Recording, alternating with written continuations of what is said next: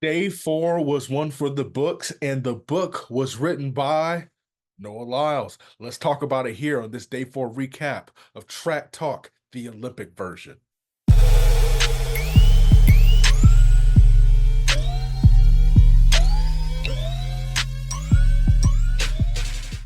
Noah Lyles, Noah Lyles, Noah Lyles, Noah Lyles, Noah Lyles.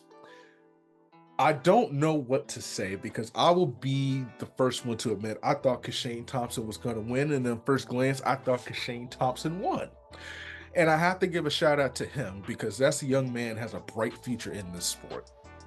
But the men's 100 is where we have to start. We are recapping the day's action, just going over a couple things that impressed me. But we have to start with the men's 100 because that was the race of the ages. It was the semifinals of the ages because it was the fastest time when it comes to overall semifinal times that we've seen in the history of the event in track and field. And then you get to arguably the closest race, and it came down to a lean. And we talk about Noah Lyles' start. We really need to stop talking about his start because his finish is where it's at.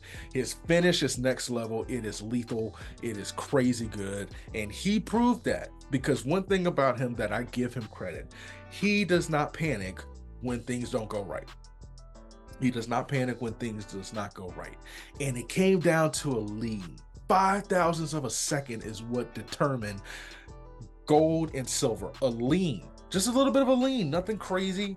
And I think for Kashane Thompson, it's a great learning experience because he's going to bounce back from this. He's going to be so much better. And I think he's not going to tense up in those final moments because honest to God's truth, I think that kid could have, I thought he was going to run like 972 and everything. So this is not a defining moment of his career. He's going to bounce back. He is helping to make this rivalry what it is. So I got to give him his flowers, but I got to give Noah Lyles his flowers because that dude shows up and shows out. I'm interested to see how it translates into the 200 because on potential, it shouldn't be close. But there are some horses in that 200. There's three in particular. We'll talk about it a little bit as we get to the previews for the next day.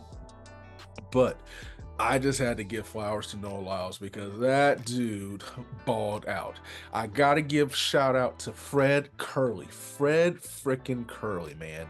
Fred Curley went out and got himself a bronze medal. He was the one that people didn't know would make the team.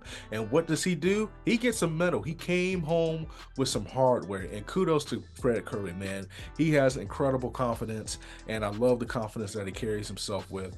And I think that is awesome for the sport. Obviously, it's great for him. And so I'm excited that he was able to go out and do what he needed to do to get himself on that medal stand. So the men's 100, man, we knew it would be crazy, but this was something that everybody is talking about and everybody will talk about. So that was definitely something that stood out to me. I have to give a shout out. The women's 800 semifinals was actually insane. Who knew that Nia Atkins, who has a bright future for Team USA, she ran 158. 158 maybe a couple years ago was good enough to get on the podium. It's not even good enough to get into the finals. Keely Hodgson blew it away running 156. That is actually nasty work. That is incredible. And I think 154, I don't see the world record getting broken, but I do think 2 seconds gets shaved off, and I think 154 is the winning time, and I have Keely Hodgson winning it.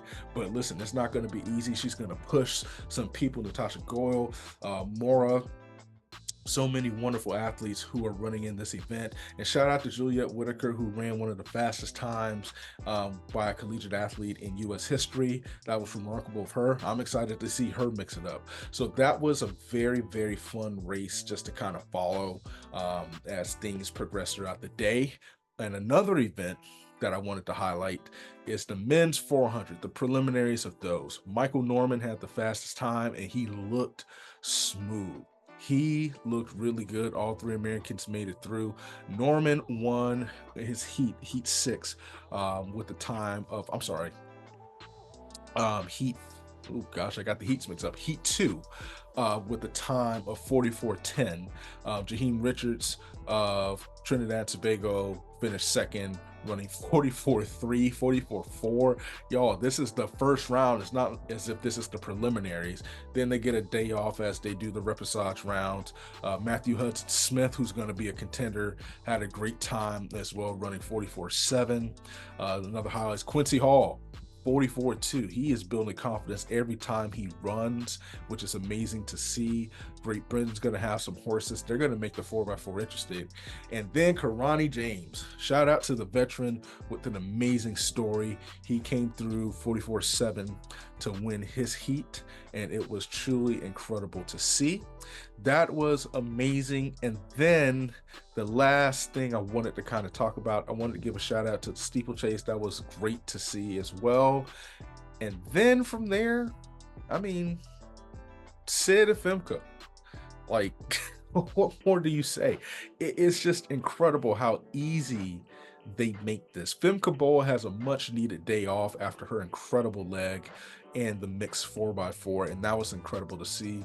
She won Heat 3 with the time of 53.38, made it look easy like Sunday morning, and a Cockrell from PBUSA had a great run, running 53.91, and then, I mean, Sid, 53.60, 2 seconds, just about 2 seconds was the separating time between her and second place. There's not enough great things you can say about her, and I cannot wait.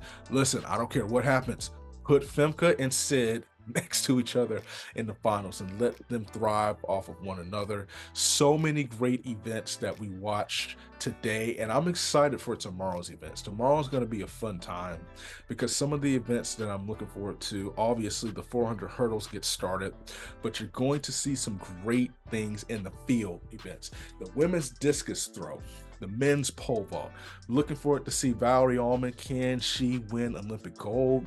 The women's 5K is going to be fun, y'all. It is going to be fun. You look at Faith Kipyegon, you look at just the great things she's doing. You have Sifan Hassan running, as well as some of the other wonderful athletes. And then for Team USA, all 3 women are in. You have Elise Cranny, who leads the charge, Carissa Schweitzer, and not Courtney Wayman, who had a great race today in the women's steeplechase. But you have Whitney Morgan. And I'm really excited just to see just the wonderful things that come from that race. I think it's going to be fast. I think there's going to be a lot of PRs in that race, and it is something that you don't want to miss. It is something that you don't want to miss. And y'all, I love the Olympics. I love the Olympics. It has been fun so far. And then obviously the women's 800, the finals of that will be excited to watch. So that is Day 4's recap. Listen, if you like what you're hearing, like, subscribe, comment, share this page. Let's continue to grow this page. We're going to do this after every Olympics. I live here in Florida, so all my people in Florida who are affected by what will be Hurricane Debbie, praying for you all, and I look forward to getting to the other side so we can enjoy this together. Obviously, prayers for no major damage and pray for all lives being safe. Please be careful out there. Like, subscribe, comment, follow us on Lactic Acid, wherever you get your podcast from. Obviously, let's help continue to grow the YouTube page. Love, peace, and chicken grease. And I'm out.